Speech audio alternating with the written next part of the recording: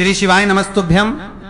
हर हर महादेव भक्तों, 23 अगस्त 2026 श्रावण पुत्रदा एकादशी के इस पावन अवसर पर 7 दूर्वा और 1 चुटकी हल्दी से किया जाने वाला ये विशेष उपाय जरूर कर लीजिए। धार्मिक मान्यताओं के अनुसार ये सरल उपाय श्रद्धा और विश्वास के साथ किया जाए तो जीवन में शुभता और सकारात्मकता का मार्ग प्रशस्त हो सकता है और मन में संजोई गई मनोकामनाओं की पूर्ति के लिए ईश्वर की कृपा प्राप्त करने का माध्यम बन सकता है। भक्तों, जैसा कि आप सभी जानते हैं, 23 अगस्त 2026 को श्रावण पुत्रदा एकादशी रविवार के दिन पड़ रही है। धार्मिक दृष्टि से एकादशी तिथि को अत्यंत पवित्र, पुण्यदायी और विशेष फल देने वाली माना जाता है। जब ऐसी पावन तिथि का संयोग रविवार के साथ बनता है, तब श्रद्धालु इस दिन पूजा पाठ, साधना और धार्मिक कार्यों को विशेष आस्था के साथ करते हैं। मान्यता है कि इस प्रकार के शुभ अवसर पर सच्चे मन से की गई प्रार्थना और धार्मिक साधना व्यक्ति के जीवन में सकारात्मक परिवर्तन का माध्यम बन सकती है। इसी कारण गुरुजी ने अपनी कथा के दौरान एक बेहद सरल लेकिन महत्वपूर्ण उपाय का उल्लेख किया है।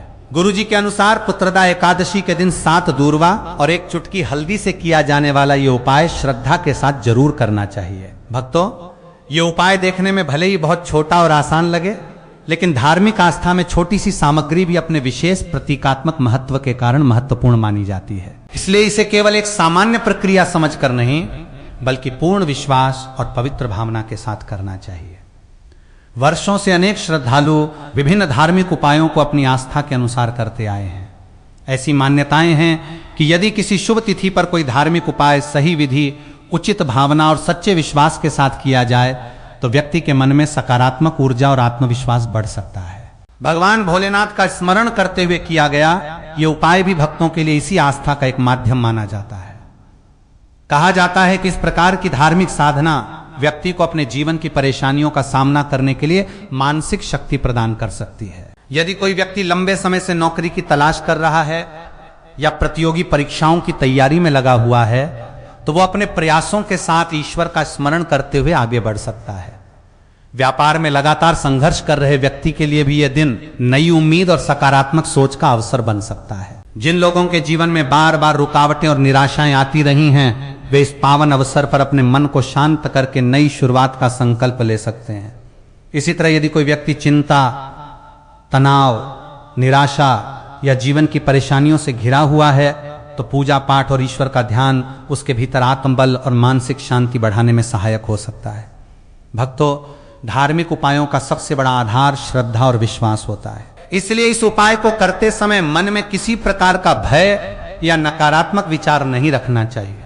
ऐसा भी माना जाता है कि जब व्यक्ति नियमित रूप से सकारात्मक विचारों के साथ ईश्वर का स्मरण करता है, तो उसके व्यवहार और सोच में धीरे धीरे परिवर्तन आने लगता है। लंबे समय से रुके हुए कार्यों को पूरा करने के लिए उसे नई प्रेरणा मिल सकती है। घर में भी यदि परिवार के लोग मिलजुल कर प्रेम और सम्मान के साथ रहें, तो वातावरण में सुख, शांति और प्रसन्नता बढ़ सकती है। व्यक्ति का मन पहले की तुलना में अधिक शांत, स्थिर और संतुलित महसूस कर सकता है। इसीलिए भक्तों, इस पवित्र पुत्रदा एकादशी के अवसर को केवल एक सामान्य दिन समझकर नजरअंदाज मत कीजिए। यदि आपने पूरे वर्ष में कभी कोई विशेष धार्मिक उपाय नहीं किया है, तब भी इस शुभ तिथि पर अपनी श्रद्धा के अनुसार भगवान का स्मरण करके ये सरल उपाय कर सकते हैं। जरूरी यह है कि आपके मन में सच्ची आस्था हो और आप अपने जीवन में अच्छे कर्म, सकारात्मक सोच और ईश्वर के प्रति विश्वास को बनाए रखें। भक्तों, जीवन में कुछ अवसर ऐसे होते हैं जो हमें अपनी आस्था और संकल्प को मजबूत करने का मौका देते हैं। पुत्रदा एकादशी भी ऐसी ही पवित्र तिथियों में से एक मानी जाती है। धार्मिक मान्यताओं के अनुसार इस दिन किया गया पूजा पाठ, व्रत, दान और साधना पुण्यदायी माने जाते हैं। इसलिए इस दिन को व्यर्थ न जाने दें और अपनी सामर्थ्य के अनुसार भगवान की भक्ति जरूर करें। भक्तों, ये उपाय पंडित जी ने अपनी हाल ही में हुई शिव महापुराण कथा के दौरान बताया है। आज के इस वीडियो में हम आपको इसी 7 दूर्वा और 1 चुटकी हल्दी वाले उपाय की पूरी जानकारी बिल्कुल सरल भाषा में शुरुआत से लेकर अंत तक विस्तार से बताने वाले हैं। इसे कब करना है, किस प्रकार करना है, किन बातों का ध्यान रखना है और उपाय करते समय भगवान का स्मरण किस प्रकार करना है, इन सभी बातों को हम आगे विस्तार से समझाएंगे। इसलिए वीडियो को अंत तक जरूर देखिए, क्योंकि आगे हम इस उपाय की पूरी विधि बताने वाले हैं। आपको इस उपाय को समझने के लिए किसी दूसरी जगह जाने की आवश्यकता नहीं पड़ेगी। बस श्रद्धा बनाए रखिए मन को शांत रखिए और भगवान भोलेनाथ का स्मरण करते हुए इस पावन अवसर का लाभ उठाइए। उससे पहले भगवान भोलेनाथ से यही प्रार्थना है कि जो भी भक्त इस वीडियो को लाइक करें और हमारे चैनल को सब्सक्राइब करें, उनके जीवन में सुख, शांति, समृद्धि और खुशहाली सदैव बनी रहे। भगवान भोलेनाथ की कृपा उनके घर परिवार पर निरंतर बनी रहे और उनके जीवन से हर प्रकार की नकारात्मकता दूर हो। साथ ही कमेंट बॉक्स में त नमः शिवाय अवश्य लिखें ताकि आपके मन में भगवान शिव के प्रति श्रद्धा और भक्ति का भाव और भी मजबूत हो सके। और भक्तों, आपसे एक छोटा सा अनुरोध है कि इस वीडियो को बीच में छोड़कर बिल्कुल भी मत जाइए।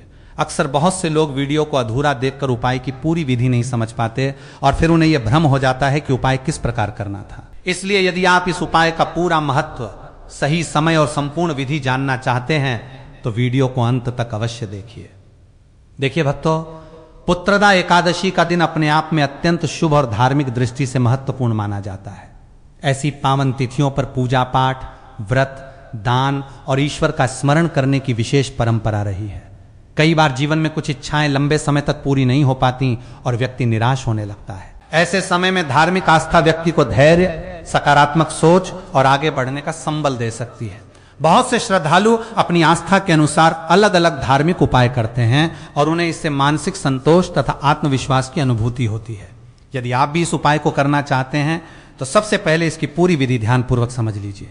इसके बाद ही अपनी श्रद्धा और विश्वास के अनुसार इसे कीजिए। माना जाता है कि जब व्यक्ति सच्चे मन से ईश्वर का स्मरण करते हुए कोई शुभ कार्य करता है तो उसके भीतर सकारात्मकता बढ़ती है और उसका मन भक्ति, अच्छे विचारों तथा सद्कर्मों की ओर आकर्षित होने लगता है। इसीलिए भक्तों, इस पुत्रदा एकादशी के दिन 7 दूर्वा और 1 चुटकी हल्दी से जुड़े इस विशेष उपाय को अपनी आस्था के अनुसार जरूर कर सकते हैं। सनातन परंपरा में दूर्वा और हल्दी दोनों को शुभ और पवित्र माना जाता है। गणेश पूजा में दूर्वा का विशेष महत्व बताया गया है, जबकि हल्दी का प्रयोग अनेक मांगलिक और धार्मिक कार्यों में किया जाता है। यही कारण है कि इन दोनों सामग्रियों को लेकर कई धार्मिक परंपराएं और मान्यताएं प्रचलित हैं।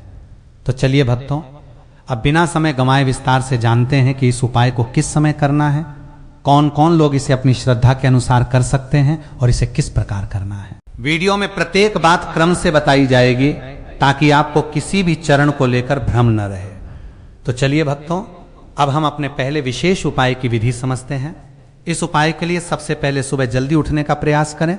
उठने के बाद अपने मन को शांत रखें और कुछ क्षण भगवान शिव का स्मरण करें। इसके बाद स्नान आदि करके स्वच्छ वस्त्र धारण करें। ध्यान रखें कि किसी भी धार्मिक उपाय का वास्तविक आधार आपकी श्रद्धा, स्वच्छता और सकारात्मक भावना है। अब आपको थोड़ी सी हल्दी लेनी है। हल्दी लेते समय मन में भगवान शिव का स्मरण करें और प्रार्थना करें कि आपके जीवन में सद्बुद्धि, सकारात्मकता और शुभता बनी रहे। इसके बाद हल्दी को एक छोटी स्वच्छ कटोरी में रख लें। यदि आपके पास तांबे या पीतल की कटोरी उपलब्ध है तो उसका प्रयोग कर सकते हैं, अन्यथा कोई साफ छोटी कटोरी भी पर्याप्त है।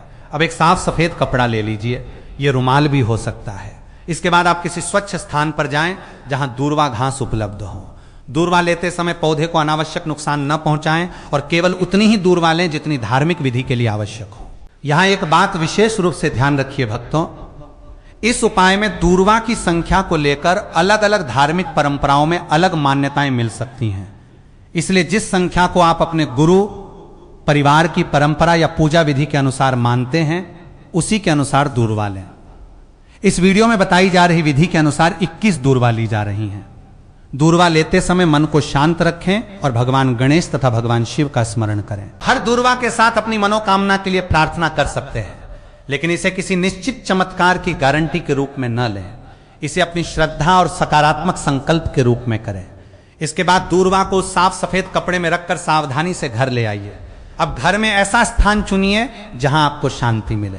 यदि आपके घर में पूजा का स्थान है तो वहीं बैठना सबसे उचित रहेगा। पूजा स्थान उपलब्ध न हो तो किसी साफ और शांत जगह पर बैठ सकते हैं। अब हल्दी वाली कटोरी को अपने सामने रखिए, सफेद कपड़े में रखिए, दूर्वा को खोलिए और एक एक करके दूर्वा को हल्दी के पास रखिए। प्रत्येक दूर्वा रखते समय मन ही मन भगवान से प्रार्थना करें कि आपके जीवन की बाधाएं दूर हों, आपको सही दिशा मिले और आपके सभी शुभ कार्यों में सफलता प्राप्त करने की शक्ति मिले। इसके बाद दोनों हाथ जोड़कर भगवान भोलेनाथ का स्मरण करें और अपनी मनोकामना उनके सामने रखें। मन में किसी के लिए बुरा विचार न रखें। अपनी प्रार्थना केवल अपने जीवन में सुख, शांति, सद्बुद्धि, सफलता और परिवार की खुशहाली के लिए करें। यही इस उपाय का सबसे महत्वपूर्ण भाव है। सामग्री से अधिक महत्व आपकी श्रद्धा, संकल्प और अच्छे कर्मों का है। इसलिए उपाय करने के बाद भी अपने प्रयासों को जारी रखें और भगवान पर विश्वास बनाए रखें। अब अपनी आंखें बंद करनी हैं और एक लंबी गहरी सांस लेकर कुछ क्षण शांत रहना है। इसके बाद मन को स्थिर करते हुए भगवान भोलेनाथ का स्मरण करें।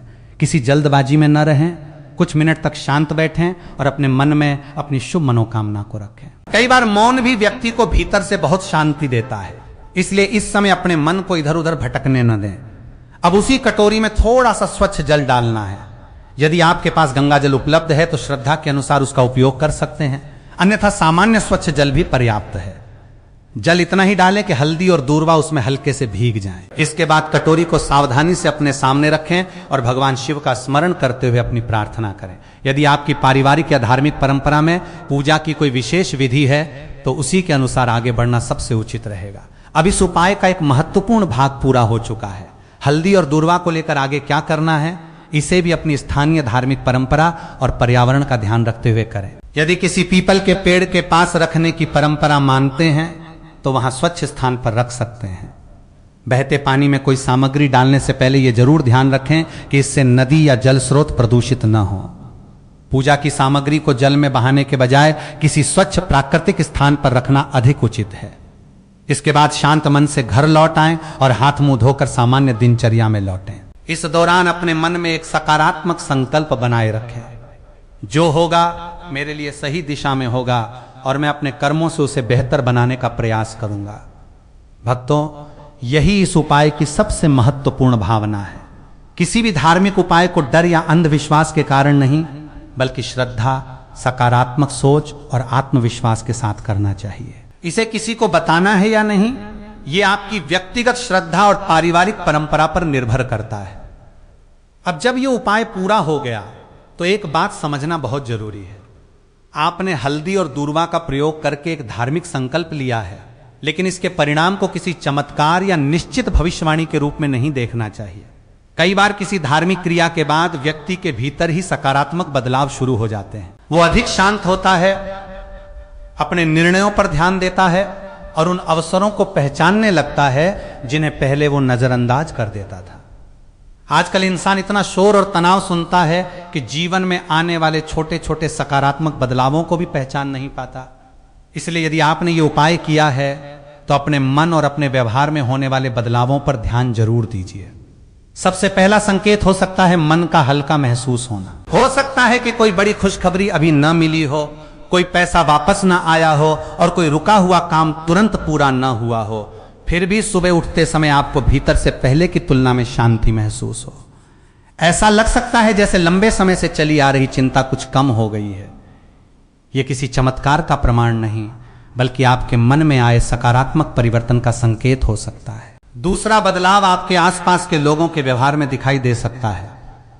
जो लोग लगातार आपको नीचा दिखाते थे या आपकी बातों को महत्व नहीं देते थे, उनके साथ आपका व्यवहार बदल सकता है।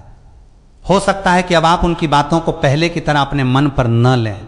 पहले जहां छोटी सी बात आपको परेशान कर देती थी, वहीं अब आप शांत रहकर जवाब दे पाएं।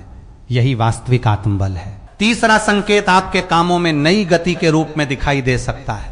कोई पुराना काम जिसे आप लंबे समय से टाल रहे थे, उसे पूरा करने की प्रेरणा मिल सकती है। किसी अधिकारी से बात करने का साहस आ सकता है, किसी आवेदन को दोबारा भेजने का विचार आ सकता है, या किसी रुके हुए काम के लिए सही व्यक्ति से संपर्क करने का अवसर मिल सकता है। आपको लग सकता है कि अचानक रास्ता खुल गया, जबकि वास्तव में आपके भीतर प्रयास करने की नई ऊर्जा पैदा हुई है। चौथा बदलाव आपके सपनों या विचारों में दिखाई दे सकता है। पूजा पाठ के बाद कई लोगों का मन धार्मिक विषयों की ओर अधिक आकर्षित होता है। किसी मंदिर, नदी, पेड़ या पुराने परिचित व्यक्ति से जुड़े सपने भी आ सकते हैं। इन्हें निश्चित भविष्यवाणी या किसी अलौकिक संकेत के रूप में लेने के बजाय अपनी भावनाओं और मन की स्थिति को समझने का एक अवसर मानना बेहतर है। पांचवा संकेत आपके व्यवहार और रिश्तों में दिखाई दे सकता है। घर में जिन लोगों से पहले छोटी छोटी बातों पर तनाव होता था, उनके साथ आप अधिक धैर्य से बात करने लगे। ऑफिस में किसी की बात पर तुरंत प्रतिक्रिया देने के बजाय सोचकर जवाब दें। जब आपका व्यवहार बदलता है तो कई बार सामने वाले व्यक्ति का व्यवहार भी बदलने लगता है। और भक्तों, सबसे महत्वपूर्ण बदलाव तब होता है जब आपको कोई नया रास्ता दिखाई देने लगता है। अचानक किसी पुराने हुनर को दोबारा सीखने का मन हो सकता है, कोई पुराना दोस्त संपर्क कर सकता है, किसी नए काम का अवसर सामने आ सकता है, या आपके मन में यह विचार आ सकता है कि अब मुझे अपनी दिशा बदलनी चाहिए। ऐसे अवसरों को पहचानना और उन पर मेहनत करना ही वास्तविक परिवर्तन की शुरुआत हो सकती है। लेकिन यहां एक बात विशेष रूप से समझना जरूरी है, हर व्यक्ति का अनुभव अलग हो सकता है। किसी को सकारात्मक बदलाव जल्दी महसूस हो सकते हैं, जबकि किसी को समय लग सकता है। इसलिए 3 दिन, 7 दिन या 21 दिन जैसी निश्चित समय सीमा को चमत्कार की गारंटी न माने। धार्मिक उपाय का उद्देश्य मन में श्रद्धा, धैर्य और सकारात्मकता पैदा करना है। इसलिए भक्तों, उपाय करने के बाद परिणाम के इंतजार में हाथ पर हाथ रखकर मत बैठिए। अपनी नौकरी के लिए आवेदन करते रहिए, व्यापार में सही निर्णय लेते रहिए, पढ़ाई करने वाले विद्यार्थी अपनी तैयारी जारी रखिए और जीवन में जो भी जिम्मेदारियां हैं उन्हें पूरी ईमानदारी से निभाते रहिए। भगवान पर विश्वास रखिए और अपने कर्मों को मजबूत बनाइए। यही श्रद्धा और कर्म का सही संतुलन है। किसी व्यक्ति को कुछ दिनों में सकारात्मक बदलाव महसूस हो सकता है, जबकि किसी को अपने जीवन में कोई बड़ा अवसर या नया मोड़ आने में थोड़ा अधिक समय लग सकता है। इसलिए किसी भी धार्मिक उपाय को तुरंत परिणाम की अपेक्षा के साथ नहीं, बल्कि श्रद्धा, धैर्य और अच्छे कर्मों के साथ करना चाहिए। सबसे जरूरी बात यह है कि अपने मन को सकारात्मक रखें। यह मत सोचिए कि केवल किसी सामग्री के प्रयोग से जीवन की हर समस्या अपने आप समाप्त हो जाएगी। धार्मिक उपाय आस्था का माध्यम हो सकते हैं, लेकिन जीवन में सफलता के लिए आपके कर्म, प्रयास, सही निर्णय और धैर्य भी उतने ही महत्वपूर्ण हैं। अब भक्तों, आगे बढ़ते हैं उस दीपक वाले उपाय की ओर, जिसकी चर्चा आपने कई बार धार्मिक कथाओं और परंपराओं में सुनी होगी। इस उपाय के लिए सबसे पहले आपको एक दीपक की आवश्यकता होगी। पुत्रदा एकादशी की रात आप अपनी श्रद्धा और पारिवारिक परंपरा के अनुसार घर के पूजा स्थान पर दीपक जला सकते हैं। दीपक जलाते समय भगवान शिव का स्मरण करें और अपने घर परिवार में सुख, शांति, सद्बुद्धि और सकारात्मकता की प्रार्थना करें। भक्तों, दीपक केवल प्रकाश का प्रतीक नहीं है। धार्मिक परंपरा में दीपक को अज्ञान के अंधकार को दूर करने और ज्ञान तथा शुभता के प्रकाश का प्रतीक माना जाता है। इसलिए दीपक जलाते समय मन में किसी व्यक्ति के प्रति बदला लेने या नुकसान पहुंचाने की भावना न रखें।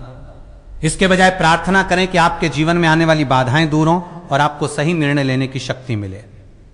कई धार्मिक मान्यताओं में लौंग और कपूर का भी पूजा पाठ में प्रयोग किया जाता है। यदि आपकी पारिवारिक परंपरा में ऐसा करना उचित माना जाता है, तो पुत्रदा एकादशी की रात पूजा स्थान पर कपूर और लौंग का प्रयोग कर सकते हैं। लेकिन इन्हें जलाते समय अग्नि सुरक्षा का पूरा ध्यान रखें और ज्वलनशील वस्तुओं से दूर रखें। भक्तों, जीवन में शत्रु या विरोध करने वाले लोगों की वजह से तनाव होना स्वाभाविक है। कई बार सामने वाला व्यक्ति खुलकर विरोध करता है, जबकि कभी कभी किसी के व्यवहार को समझना मुश्किल होता है। लेकिन ऐसे समय में डरने के बजाय अपने व्यवहार में संयम रखना और अपनी सुरक्षा तथा हितों का ध्यान रखना सबसे जरूरी है। किसी भी धार्मिक उपाय को किसी व्यक्ति को नुकसान पहुंचाने या उसके खिलाफ प्रयोग करने की भावना से नहीं करना चाहिए। भगवान शिव की भक्ति का भाव यही होना चाहिए कि हमारे जीवन से नकारात्मकता दूर हो, हमें सही लोगों की पहचान करने की बुद्धि मिले और हम गलत परिस्थितियों से शांतिपूर्वक बाहर निकल सकें। अब भक्तों, पुत्रदा एकादशी से जुड़ी एक और महत्वपूर्ण धार्मिक मान्यता की बात करते हैं, पितरों के सम्मान और स्मरण की। सनातन परंपरा में पितरों के प्रति कृतज्ञता और उनका स्मरण करना महत्वपूर्ण माना गया है। कई परिवारों में विशेष तिथियों पर अपने पूर्वजों को याद करके प्रार्थना, दान और धार्मिक कार्य किए जाते हैं। इसे अपने पूर्वजों के प्रति सम्मान और कृतज्ञता व्यक्त करने का माध्यम माना जा सकता है। यदि आप अपने पितरों का स्मरण करना चाहते हैं तो पुत्रदा एकादशी के दिन सुबह स्नान करके सूर्य भगवान को अर्घ्य दे सकते हैं। इसके लिए एक स्वच्छ लोटे में जल लें। यदि तांबे का लोटा उपलब्ध हो तो उसका प्रयोग कर सकते हैं, अन्यथा कोई स्वच्छ पात्र भी लिया जा सकता है। जल में अपनी परंपरा के अनुसार थोड़े से अक्षत यानी चावल और यदि उचित लगे तो लाल पुष्प अर्पित करके सूर्य भगवान को अर्घ्य दें। अर्घ्य देते समय अपने पूर्वजों को श्रद्धापूर्वक स्मरण करें और उनसे क्षमा तथा आशीर्वाद की प्रार्थना करें। भक्तों, पितरों का स्मरण केवल किसी डर के कारण नहीं करना चाहिए। अपने पूर्वजों के प्रति सम्मान, कृतज्ञता और परिवार के अच्छे संस्कारों को आगे बढ़ाना भी पितृ स्मरण का महत्वपूर्ण भाव है। इसी प्रकार पीपल के पेड़ को भी भारतीय धार्मिक परंपरा में विशेष महत्व दिया गया है। यदि आपके आसपास कोई पीपल का पेड़ है और आपकी पारिवारिक परंपरा में वहां जल अर्पित करने की मान्यता है, तो आप सुबह के समय स्वच्छ जल अर्पित कर सकते हैं। आप चाहें तो जल में थोड़े से काले तिल डाल सकते हैं और अपनी श्रद्धा के अनुसार थोड़ा गुड़ या मिश्री भी रख सकते हैं। इसके बाद पीपल के पेड़ की जड़ में जल अर्पित करते समय अपने पितरों का स्मरण करें और मन में प्रार्थना करें, हे प्रभु, हमारे पूर्वजों के प्रति यदि हमसे जाने अनजाने कोई भूल हुई हो तो हमें क्षमा करें। हमारे परिवार में सद्बुद्धि, प्रेम, शांति और एकता बनाए रखें और हमें अपने पूर्वजों के अच्छे संस्कारों पर चलने की शक्ति प्रदान करें। भक्तों, यहां एक बात विशेष रूप से ध्यान रखने योग्य है कि किसी भी धार्मिक मान्यता को भय के रूप में न लें। स्वास्थ्य, पढ़ाई, संतान, नौकरी, व्यापार या धन से जुड़ी समस्याओं के वास्तविक कारण अलग अलग हो सकते हैं। इसलिए धार्मिक आस्था के साथ साथ आवश्यक व्यावहारिक प्रयास और उचित सलाह लेना भी जरूरी है। पुत्रदा एकादशी का ये पावन दिन आपके लिए अपने ईश्वर को याद करने, अपने पूर्वजों के प्रति कृतज्ञता व्यक्त करने और अपने जीवन में सकारात्मक संकल्प लेने का अवसर बन सकता है। इसलिए इस दिन श्रद्धा के साथ पूजा कीजिए, अच्छे कर्म कीजिए और भगवान भोलेनाथ से अपने परिवार की सुख शांति के लिए प्रार्थना कीजिए। साथ ही भक्तों, यदि आपकी धार्मिक परंपरा में उचित माना जाता है तो पुत्रदा एकादशी की शाम पीपल के पेड़ के पास दीपक भी जला सकते हैं। दीपक जलाते समय अपने पितरों का श्रद्धा पूर्वक स्मरण करें और परिवार की सुख शांति के लिए प्रार्थना करें। इसे अपने पूर्वजों के प्रति सम्मान और कृतज्ञता व्यक्त करने का एक धार्मिक माध्यम माना जाता है। भक्तों, पितरों के नाम पर किए जाने वाले किसी भी कार्य को भय के कारण नहीं बल्कि श्रद्धा और सम्मान के भाव से करना चाहिए। हमारा उद्देश्य यही होना चाहिए कि परिवार में प्रेम, सद्भाव, अच्छे संस्कार और सकारात्मक वातावरण बना रहे। यदि आपके परिवार में पितृस्मरण की कोई विशेष परंपरा है तो उसी के अनुसार पूजा करना सबसे उचित रहेगा। अब चलिए भक्तों, आगे बढ़ते हैं 11 लौंग और 1 कपूर वाले उपाय की ओर। इस उपाय को कई लोग घर में सकारात्मक वातावरण बनाने और नकारात्मक विचारों से दूर रहने के धार्मिक उपाय के रूप में करते हैं। इसके लिए आपको 11 साबुत लौंग लेनी है। ध्यान रखें कि लौंग साफ और अच्छी स्थिति में हो। इसके साथ एक छोटा कपूर का टुकड़ा लें। अब एक मिट्टी का दीपक या पूजा में इस्तेमाल होने वाला कोई सुरक्षित अग्निरोधी पात्र लें। उसमें 11 लौंग रखें और उसके साथ कपूर रखें। यदि आपकी पूजा पद्धति में घी का प्रयोग किया जाता है तो बहुत थोड़ी मात्रा में शुद्ध घी का उपयोग कर सकते हैं। अब इसे पुत्रदा एकादशी के दिन सूर्यास्त के बाद पूजा स्थान पर सुरक्षित तरीके से जलाएं। यहां सबसे जरूरी बात है कि अग्नि के साथ कभी लापरवाही ना करें। दीपक या कपूर को पर्दे, कागज, कपड़े, लकड़ी और अन्य ज्वलनशील वस्तुओं से दूर रखें। बच्चों और पालतू जानवरों को भी आग से दूर रखें और पूजा पूरी होने के बाद यह सुनिश्चित करें कि अग्नि पूरी तरह बुझ चुकी है। कपूर और लौंग की सुगंध से वातावरण में एक अलग तरह की ताजगी महसूस हो सकती है। आप इसे पूरे घर में धुआं फैलाने के उद्देश्य से न करें, खासकर यदि घर में किसी को धुएं से परेशानी होती हो। इसके बजाय पूजा स्थान के आसपास थोड़ी देर के लिए इसे जलाना पर्याप्त है। कमरे में पर्याप्त वेंटिलेशन जरूर रखें। जब यह दीपक या कपूर जल रहा हो तब भगवान भोलेनाथ का ध्यान करें। अपने मन में प्रार्थना करें कि आपके घर से नकारात्मक सोच, भय, तनाव और आपसी कलह दूर हो और परिवार में सुख शांति बनी रहे। भक्तों, शत्रु या विरोधी व्यक्ति से परेशान होना किसी के लिए भी चिंता का कारण बन सकता है, लेकिन किसी धार्मिक उपाय का उद्देश्य किसी व्यक्ति को नुकसान पहुंचाना नहीं होना चाहिए। यदि कोई वास्तव में आपको परेशान करता है तो उसके लिए शांतिपूर्ण और व्यावहारिक कदम उठाना जरूरी है। अपनी निजी जानकारी सुरक्षित रखें, जरूरी दस्तावेज संभाल कर रखें और गंभीर स्थिति में परिवार या उचित सहायता लेने से पीछे न हटें। इस उपाय को आप अपने घर में सकारात्मक वातावरण और भगवान शिव के प्रति अपनी श्रद्धा के रूप में कर सकते हैं। धार्मिक मान्यता के अनुसार लौंग और कपूर का प्रयोग वातावरण की शुद्धि से जोड़ा जाता है और कई लोग इसे पूजा के दौरान शुभ मानते हैं।